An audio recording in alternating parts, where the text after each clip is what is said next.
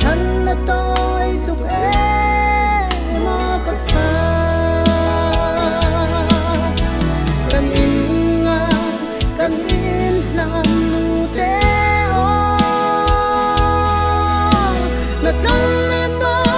lệ nàng cần rộng rỡ na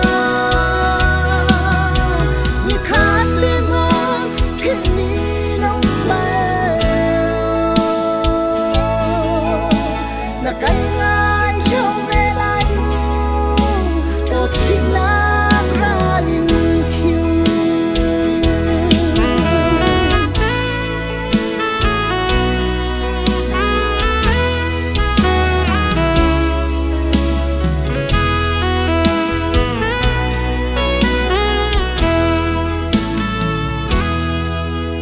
si dấu tra lệ si môi tra kịp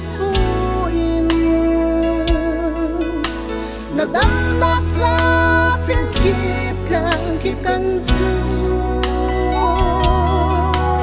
bất thiên râm rô chia si ra mò na đam khô lâu có pha